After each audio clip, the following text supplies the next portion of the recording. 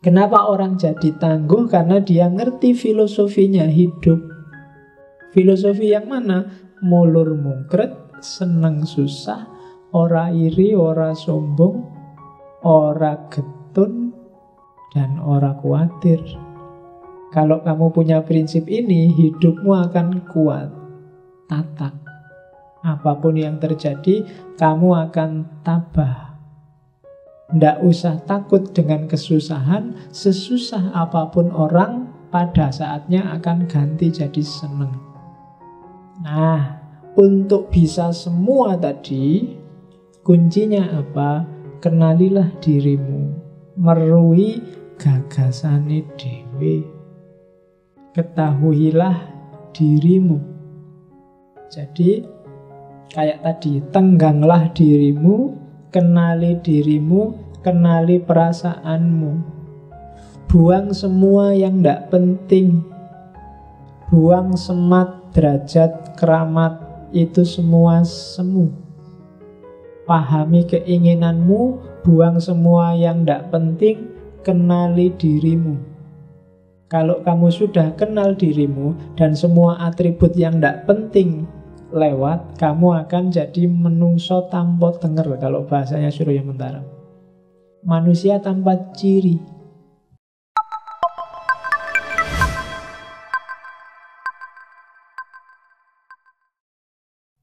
Jadi tidak mungkin hidupmu itu seneng terus, dan juga tidak mungkin susah terus. Kalau kamu bisa memahami dirimu sendiri. Selalu ada seneng, kemudian susah. Di balik susah, di situ ada seneng. Ada mulur, ada mungkretnya. Kamu tidak dapat pacar, sumpek, tapi alhamdulillah kamu bebas. Malam minggu bisa sakarepmu dhewe ning ndi, tidak ada yang ganggu. HP-mu juga ngirit, nggak perlu habis biaya banyak, nggak perlu bolak-balik beli paket data. Ya kan, di balik sumpek ada senang, di balik senang juga ada sumpek. Cuma yaitu kamu jomblo, yang lain seneng punya pacar, kamu tolah-toleh dewean. Ya kan, ndak senengnya di situ. Sakitnya tuh di sini kalau ndak punya. Ya, kalau punya pacar sakitnya di sana. Di sana itu di warung, di 21, duitnya habis. Jadi, dan nggak harus dipikir dalam tentram aja. Jadi setiap orang ternyata podo wae. Nggak ada orang yang levelnya lebih tinggi darimu atau lebih rendah darimu. Dia menghayati hidupnya sesuai takarannya, dan sama kayak kamu, kadang seneng, kadang susah. Ketika kamu susah, biasa aja, sebentar lagi akan lewat. Ketika kamu senang juga, tidak harus terlalu hura-hura, sebentar lagi akan lewat. Jadi tidak ada yang selamanya. Hakikat hidup ini semuanya serba sementara, termasuk urusan rasa. Nah, kalau prinsip ini yang jadi pedoman, maka kita akan tentram. Rasa hidupmu akan nyaman. Kamu dapat apa saja santai. Alhamdulillah IP-nya 4 dan nyaman. Ini berarti sedang senang. Sebentar lagi mesti sumpek, habis ini mau kemana? Kan itu mikirnya. Alhamdulillah bisa lulus meskipun pas-pasan. Ini ngapain lagi ya setelah lulus ini, kan ada seneng, ada sumpek. Setelah itu pasti sumpek. Jadi babaknya hidup selalu begitu. Selalu habis A ya B, habis hitam ya putih. Dan ini sudah, kalau di Surya Mentaram ya itulah rumusnya hidup. Nah, cuma hindarilah ini dengan bekal mulur mungkret dan seneng susah tadi. Hindari neraka dunia. Katanya Surya Mentaram, nerakanya hidup. Kalau kamu punya 4 karakter ini, pasti isinya susah terus, nggak ada senangnya. Hindari ini. Yang pertama apa? Meri, iri. Begitu kamu iri, hidupmu tiap hari neraka. Kamu merasa jelek dan kamu anggap temanmu cakep dan kamu iri, itu wassalam sudah. Kamu tiap hari bisa tekanan batin itu. Karena kamu marry, itu sudah neraka, sudah tiap hari. Jadi jangan marry dalam hal apapun. Yang kedua, sombong, merasa tinggi. Jangan salah, orang yang sombong itu juga neraka sendiri buat dirinya. Merasa tinggi, merasa lebih baik, merasa lebih benar, merasa lebih utama, itu dia susah dewe nanti hidupnya. Dia akan memposisikan dirinya untuk selalu kelihatan lebih baik, selalu kelihatan lebih tinggi, selalu kelihatan lebih utama. Sama-sama ke warung, yang merasa lebih tinggi lihat temennya, oh kamu habisnya cuma 10.000, aku harus beli yang lebih dari 10.000. Susah dewe nanti. Kamu dapat pacar kayak gitu, aku harus dapat lebih tinggi dari kamu. Susah dewe. Jadi jangan sombong, nanti menyusahkan dirimu sendiri. Bukan orang lain loh yang disusahkan itu. Ketika kamu sombong, yang susah kamu sendiri. Kamu akan hidup di nerakamu sendiri. Merasa lebih besar, merasa lebih tinggi, merasa lebih pinter, merasa lebih bermanfaat, merasa itu alamat sudah wassalam. Jadi jangan pambegan, jangan sombong. Yang ketiga, jangan getun. Getun itu kecewa dengan yang sudah terjadi. Orang yang selalu meratapi masa lalu tidak akan bahagia. Coba kemarin begitu, coba kemarin begini, wassalam sudah. Kamu tidak akan bahagia. Dan yang keempat, sumelang. Sumelang itu khawatir, menyesal terhadap masa lalu dan khawatir masa depan. Besok gimana ya? Yang akan datang kayak gimana ya? Bisa nggak ya aku? Mampu nggak ya aku? Alamat juga kamu akan hidup kayak di neraka dunia. Jangan marry, jangan sombong, jangan kecewa, dan jangan khawatir. Kalau kamu marry, sombong, getun, dan khawatir, sumelang, maka hidupmu tidak nyaman, kamu pasti nggak bahagia. Kamu akan hidup kayak di nerakanya dunia. Jadi ini rumus negatifnya itu. Oke. Terus yang 4 hal itu kalau di rumusnya Surya Mentaram yang bikin tatu. Raos tatu kalau raos ciloko. Merasa terluka dan merasa celaka. Ciloko menduwung, celaka yang berkelanjutan. Sebenarnya itu hanya rasamu. Raos. Terus ini teori panjangnya. Iri itu berarti merasa kalah terhadap orang lain. Kalau sombong itu merasa menang terhadap orang lain. Iri itu kan merasa kalah. Tadi temenmu cakep, kamu tidak cakep, itu kan kamu merasa kalah. Akhirnya iri. Orang yang iri itu pasti levelnya di bawah yang dia iri. Jadi iri berarti tanda levelmu lebih rendah dari yang kamu iri. Dan itu sengsara luar biasa. Jadi jangan iri. Sombong itu berarti kamu merasa menang, merasa levelmu lebih tinggi dari yang lain. Dan itu bahaya, karena kamu menyusahkan dirimu sendiri. Jangan dianggap yang di atas itu enak. Lebih enak dianggap orang miskin, dianggap orang jelek, dianggap orang daripada kamu dianggap anak soleh, dianggap anak baik, dianggap orang itu abot. Apalagi kamu merasa saya anak soleh loh, itu beban wis. Kamu ada adzan harus ke masjid. Kalau Senin harus, iya kan harus begitu. Salamu dewe, kamu merasa jadi anak soleh. Jadi merasa lebih tinggi, ya, itu resiko. Jadi jangan iri, jangan sombong. Takut juga begitu. Jangan andai-andai. Andai-andai kayak di hadis itu loh. Coba dulu waktu SMA sudah tak tembak, aku masih culun sih dulu. Harusnya itu wis alamat itu wis. Kamu akan sumpek sendiri. Yang lalu biarlah berlalu. Yang akan datang jangan dikhawatirkan. Yang hari inilah yang dinikmati. Ya sekarang bisanya apa, nyamanmu gimana, lakukan aja yang itu. Tidak usah mikir masa depan. Dirancang boleh, tapi dikhawatirkan jangan. Masa lalu diingat boleh, tapi disesali jangan. Kalau disesali, itu batinmu sengsara. Khawatir juga begitu. Kamu boleh merancang masa depan, tapi jangan ditakuti dan dikhawatirkan. Masa depan yang kamu takuti, kamu naik motor kok, wah jangan-jangan kalau nabrak gimana, wah jangan-jangan kalau macet gimana, kamu gak jadi naik motor. Terlalu banyak khawatir. Atau dulu ada yang kecelakaan di sini, wah dulu ada yang jatuh di sini, wah dulu akhirnya nggak jadi jalan juga. Jadi jangan menyesal yang sudah terjadi dan jangan khawatir dengan yang belum terjadi. Nikmati saja saat ini.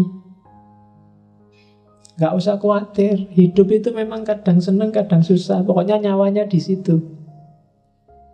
Masa depan mungkin mengkhawatirkan, tapi pasti tetap di masa depan ada seneng, ada susah. Masa lalu yang kamu sesalkan pasti ada senengnya, hanya yang kamu ingat susahnya saja. Iya kan? Kamu kuliah SMA yang kamu ingat ditolaknya saja, padahal yang nolak cuma satu. Temenmu banyak, gak ada yang satu pun yang kamu ingat. Yang kamu ingat ya yang kamu tembak dan kamu ditolak itu. Ya kan? Masa lalu gak usah disesali deh, katanya Surya Mentara. Nyari perkara wong sudah lewat, sudah terjadi. Ya masa lalu itu anggap aja kayak situasi di belakangmu pas kamu naik motor. Ya sekali-sekali dilihat lewat spion. Cuma naik motor jangan lihat spion terus.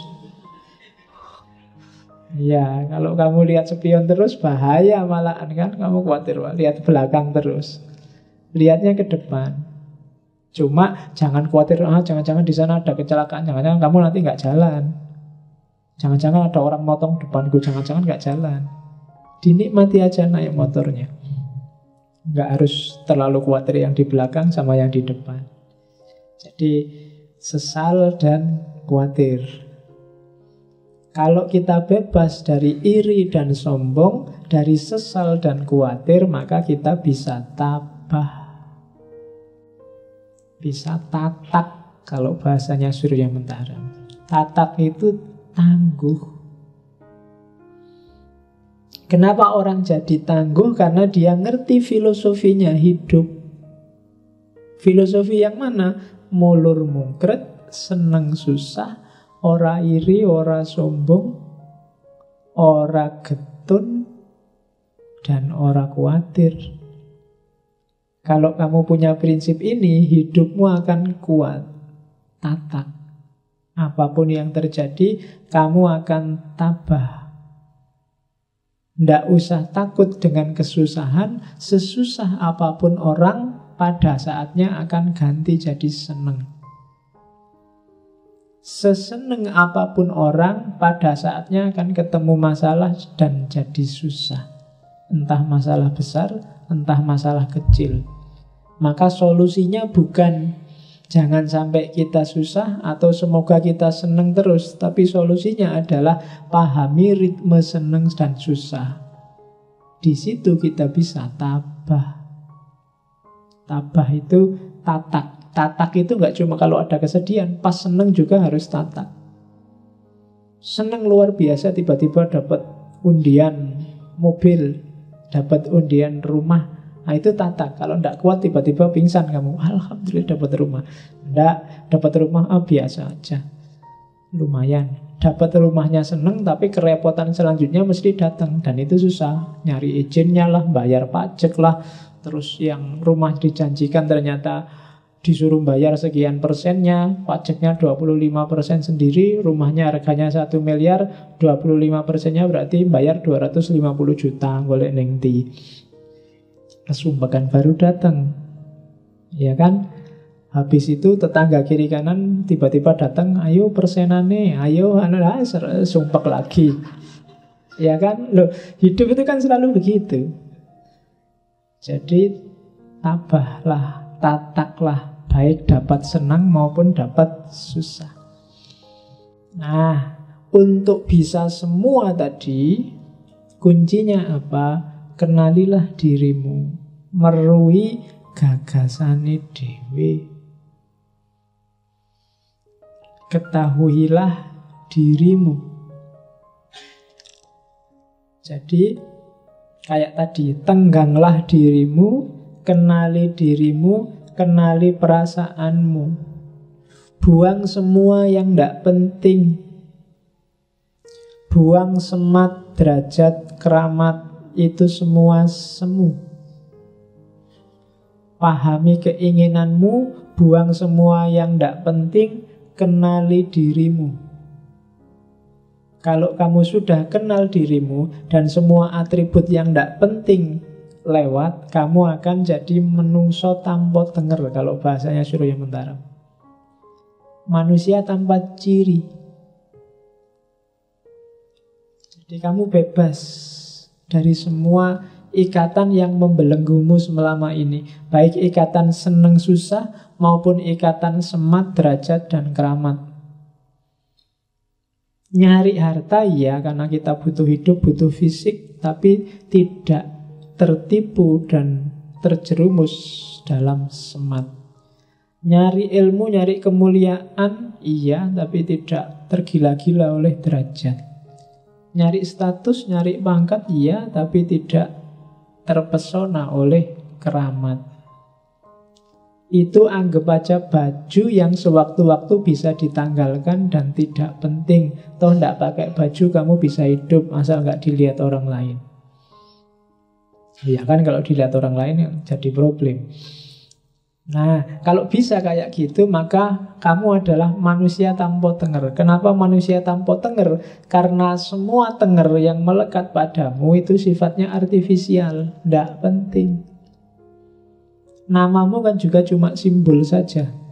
Semua gelarmu kan juga simbol. Apakah kamu mahasiswa, apakah kamu anak soleh, apakah kamu takmir, apakah kamu SAG, MAG, MSG. Iya. Kemarin ada diskusi apakah S2 itu gelarnya harus MA, MAG, apa MUD, apa MANU. Tak usulkan gimana kalau MSG aja. Itu dahsyat loh, MSG itu sedikit-dikit tapi dalam jumlah banyak bisa bikin kacau metabolisme tubuhnya manusia. Nah, jadi kalau bisa tidak terikat oleh itu semua, maka kamu jadi manusia yang sejati, manusia yang tanpa tenger. Kalau bahasanya Iqbal, manusia otentik. Itulah dirimu yang sejati, yang tidak tertipu oleh macam-macam, tidak terlalu banyak topeng. Semakin banyak topeng, semakin kamu berat. Misalnya, topengmu dulu hanya mahasiswa. Sekarang ada tambahannya, mahasiswa aktivis. Ada tambahan lagi, mahasiswa aktivis yang kutu buku. Ada tambahan lagi, mahasiswa aktivis yang kutu buku yang takmir. Wah. Ada. Loh iya kan, saya banyak topengnya semakin berat tugasmu, semakin susah hidupmu. Maka ambil jarak dari semua topeng itu, kenali dirimu secara otentik. Jadilah manusia tanpa tenger. Apa enggak boleh Pak jadi mahasiswa aktivis, jadi mahasiswa takmir? Boleh. Tapi jangan anggap itu esensial, jangan anggap itu urgent dan penting. Itu semua sifatnya sementara, kayak seneng dan susah. Nah, maka dengan itu kamu akan jadi manusia tanpa tenger. Konsep yang sangat terkenal dari Surya Mentaram yang lain adalah mawas diri. Mawas diri ini semacam pahami diri, kuasai, kontrollah diri, itu mawas diri. Jadi mawas itu memahami, menguasai, dan mengontrol perjalanannya. Itu berarti kamu bisa mawas diri. Ya, kita lihat unsur-unsurnya. Ini dirumuskan dari beberapa narasi hasil ceramahnya Ki Ageng Suryo Mentaram. Jadi apa sih tujuannya mawas diri itu?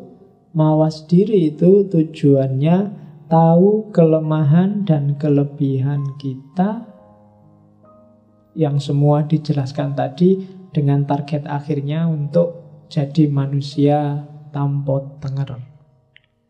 Jadi kenali dirimu, kenali topeng-topengmu, dan jangan terikat oleh topeng-topengmu. Terus prosesnya apa? Ya proses kognitif, mikir.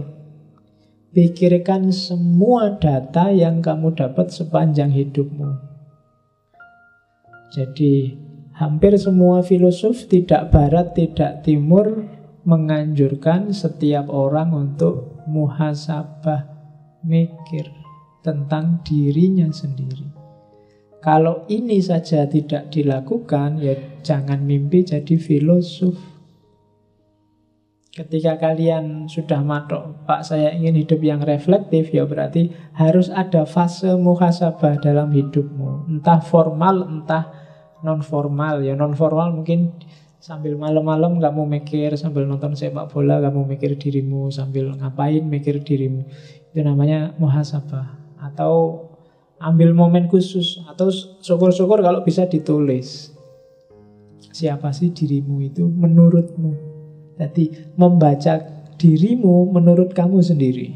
Nah, itu namanya muhasabah. Jadi ada proses kognitifnya. Apa yang dilakukan orang saat muhasabah?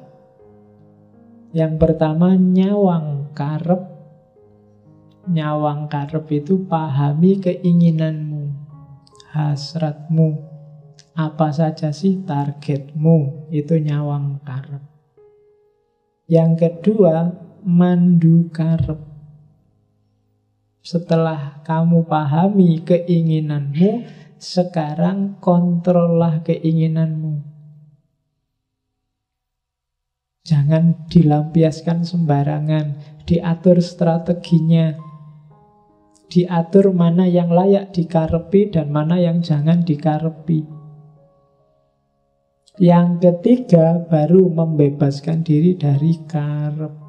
Boleh punya keinginan, tapi jangan disetir hidupmu oleh keinginan. Jangan diperbudak oleh keinginan. Apalagi keinginan-keinginan yang artifisial. Jadi hidup jangan dirajai oleh keinginan semata. Itu sebenarnya yang mati-matian diperjuangkan oleh para filosof, khususnya filosof moral dan agama. Untuk biar orang tidak disetir oleh keinginannya yang sembarangan. Jadi agama, akhlak, moral, filsafat itu datang untuk ngajari manusia sampai di mana batas-batas keinginan boleh dia lampiaskan. Karena kalau tanpa itu, kalau kamu bebas saja mikir keinginan, mungkin keinginanmu tidak karu-karuan dan dunia ini rusak. Manusia itu kan bebas hakikatnya, dan dia boleh ingin apa saja kalau cuma ingin loh ya. Cuma sumbernya dunia ini damai, tentram, apa kacau, itu keinginanmu.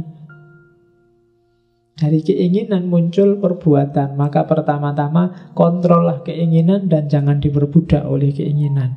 Itu mawas diri. Dan dari situlah, yaitu bahasanya strategi, orang akan naik kelas, naik level. Ada gradasinya untuk menuju manusia yang tanpa ciri tadi. Gradasi pertama, kalau istilahnya Suryo Mentaram, manusia paling awal itu juru catat. Juru catat itu, kalau bahasanya Mula Sadra, para filosof Muslim biasanya juru catat ini kayak tumbuhan. Jiwa tumbuhan, bayi itu juru catat. Dikasih apa aja masuk. Kayak tumbuhan. Pasif, cuma bisa menerima apa saja. Itu level manusia paling awal. Jadi kayak orang juru catat itu didikte aja. Anak kecil, balita itu kan didikte aja, dia jalan sesuai pendikteannya. Naik makom kedua, catatan. Catatan itu kayak jiwa binatang. dia sudah mulai bisa menggunakan data yang masuk dalam dirinya. Ini bagian apa? Jadi mulai dipahami. Kalau tadi cuma nyatet, kalau sekarang dia sudah bisa memahami catatan. Mulai muncul hasrat, keinginan, mulai muncul cita-cita, mulai muncul, itu level kedua. Level ketiga namanya krudomongso. Krudomongso itu makom jiwa yang diliputi oleh ego. Ini yang harus dipahami. Ego itu tidak selalu jelek. Hasrat, keinginan itu kan tidak selalu jelek. Cuma dia harus dikontrol, dipandu.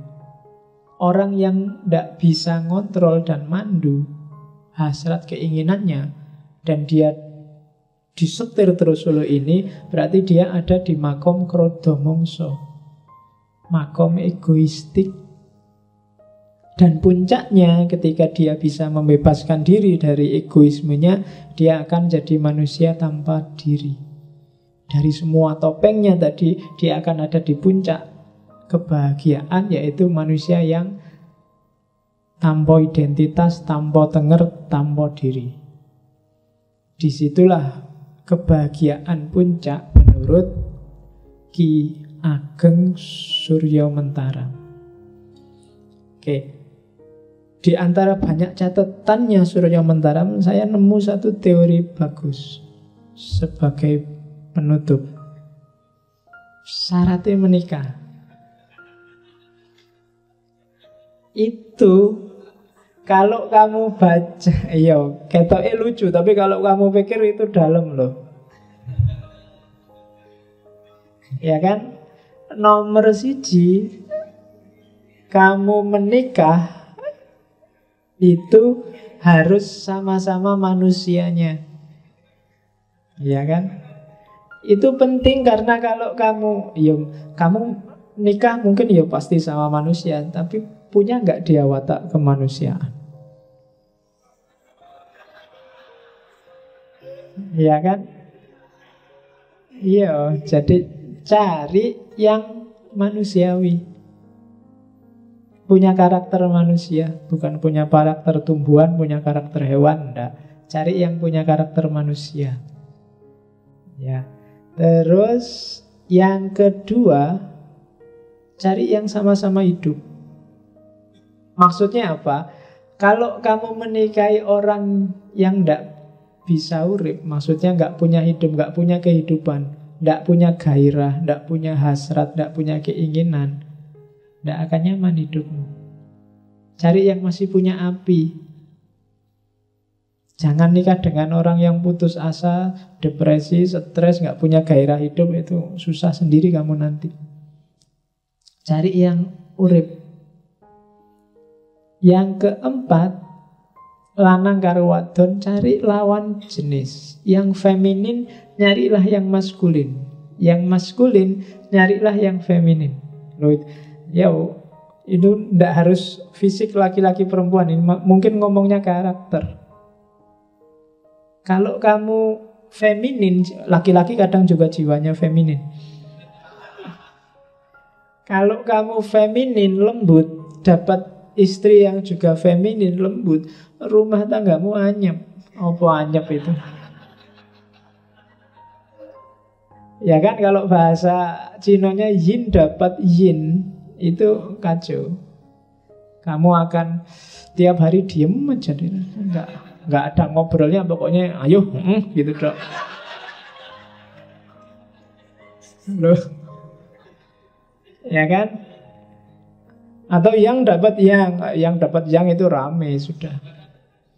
Bales-balesan pantun terus tiap hari rame, nggak enak. Lanang harus dapat wadon. Yang keempat, podo dewasa nih, sama-sama dewasa. Ini nggak perlu tak jelasin kan. Masa kamu nikah sama yang masih anak-anak, masih tidak bisa mikir, ada anak-anak, atau bisa juga masih kekanak-kanaan. Itu juga susah. Kamu harus ngomong meskipun umurnya banyak mungkin. Ya kan, itu juga problem sendiri. Dan yang terakhir pasti sama-sama mau. Mau itu berarti apa? Sama-sama siap secara mental. Kalau enggak juga susah, berat kehidupan perkawinanmu. Oh, itu kalau dibaca sekilas kelihatannya simpel. Podo wonge, podo uripe, lanang entuk wedok, wedok entuk lanang, podo dewasane, podo geleme. Tapi sebenarnya filosofinya agak dalam. Itu syaratnya nikah. Selain itu, apakah perlu KUA, apakah harus siri, apakah itu? Jawabannya Surya Mentaram, sak butuhe, sak perlune. Ya kan? Sak cukupe. Kalau cukup teman sak kelas ya cukup, tidak apa-apa. Kalau cukup dengan seperangkat alat sholat ya tidak apa-apa. Kalau cukupnya seperangkat alat sekolah juga tidak apa-apa. Loh ya kan? Selain itu bisa dinego. Cuma yang 5 di atas itu carilah dengan standarmu sendiri, jangan dinego. Kamu nyari yang bukan manusia juga susah, yang satu nggak hidup juga susah, yang sesama jenis itu masalah. Ya kan? Baik lahir maupun batin. Yang masih kanak-kanak juga masalah, yang nggak mau juga masalah. Nah, jadi yang penting gelem, dewasa, lawan jenis, urip, podo menungsane. Nah, itu syaratnya orang nikah. Selain itu standarnya subjektif. Sak butuhe, sak perlune, sak cukupe. Oke, alhamdulillah kita selesai dengan Ki Ageng Surya Mentaram, kebahagiaan. Silahkan diambil yang relevan untuk hidupmu masing-masing. Tidak harus dihafalkan, tidak ada ujiannya. Jadi pakai aja yang menurutmu manfaat untuk hidupmu. Kurang lebihnya mohon maaf. Wal afu minkum wallahul muwafiq wallahu a'lam bissawab. Wassalamualaikum warahmatullahi wabarakatuh.